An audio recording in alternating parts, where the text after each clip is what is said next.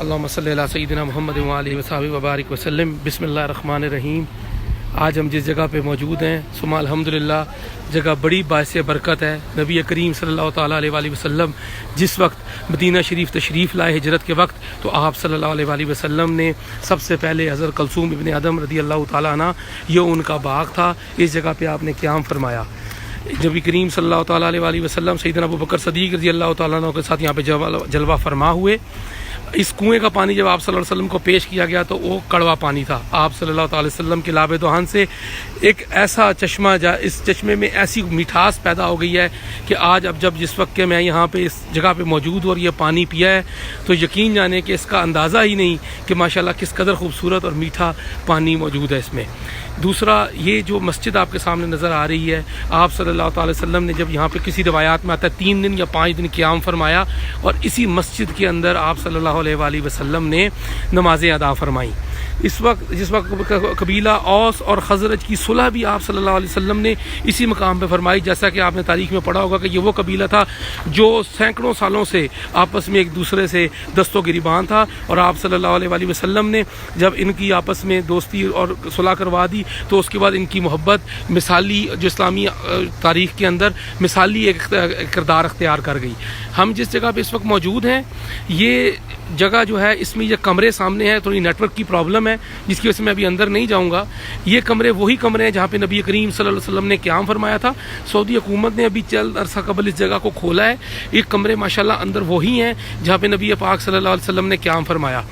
اس کھجوروں کو وہی پانی لگتا ہے جس نبی کریم صلی اللہ علیہ وسلم نے جس پانی میں لعاب دہن ڈالا تھا، وہ یہ اس جگہ پر وہی پانی جو ہے وہ سب باغ میں جا رہا ہے، اور 20 قسم کی مختلف انواع کی کھجوریں یہاں موجود ہیں۔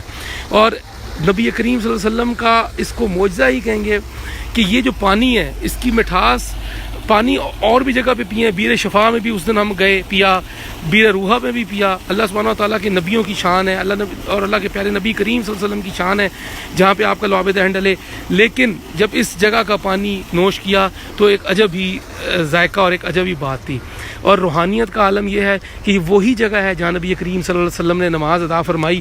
آج تک یہ جگہ اس طرح ہی موجود ہے۔ مسجد قباء کے بالکل رائٹ سائڈ کے اوپر یہ باغ ہے۔ ابھی حکومت یہاں پر کام کر رہی ہے اور اس کو کمپلیٹ کرا رہی ہے۔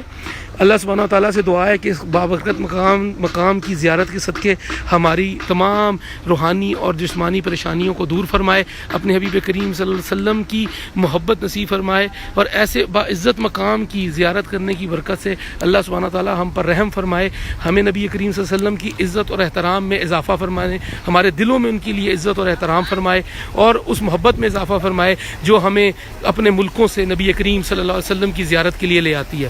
بڑی بابرکت جگہ ہے، آپ کو الفاظ میں بیان کرنا ناممکن ہے کہ کس قدر خوبصورت جگہ ہے اور کس قدر روحانیت کا یہاں منظر ہے۔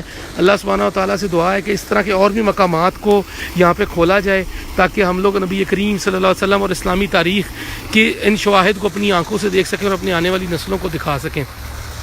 مقام المستظل جو ہے اس کو المستظل جگہ کا نام بولا جاتا ہے۔ یہ اس میں سائیڈ میں وہ جو انہوں نے گورنمنٹ نے یہاں پہ ابھی کنواں نکال کر بنایا ہے، آپ کو دکھاتا ہوں۔ یہ کنواں تھا اصل میں، یہ کنواں جس کو بھی بند کیا انہوں نے، یہ وہ کنواں تھا، اور اس کے بعد یہ مبارک وہ کمرے موجود ہے جس میں ہمارے پیارے نبی کریم صلی اللہ علیہ وآلہ وسلم جو ہیں وہ آ کر ٹھہرے۔ اس کا جو سٹرکچر ہے وہ بتاتا ہے کہ یہ کس قدر پرانے جو ہیں یہ کمرے ہیں۔ الحمدللہ رب العالمین، اللہم صلی علی سیدنا محمد وآلہ وصحبہ وبارک وسلم۔ جزاک اللہ ان لوگوں کے لیے جنہوں نے اس عزت والے مقام کو ہم جیسے گنہگاروں کے لیے کھولا کہ ہم نبی کریم صلی اللہ علیہ وسلم کے دور کی چیزوں کی زیارت کر سکیں۔ الحمدللہ ثم الحمدللہ۔ اللہ سبحانہ تعالیٰ سے دعا ہے کہ اللہ سبحانہ تعالیٰ ہماری اس حاضری کو اپنی بارگاہ میں قبول فرمائے اور اس جگہ کی عزتیں اور برکتیں لوٹنے کی مزید توفیق عطا فرمائے۔ وآخر دعوانا الحمدللہ رب العالمین۔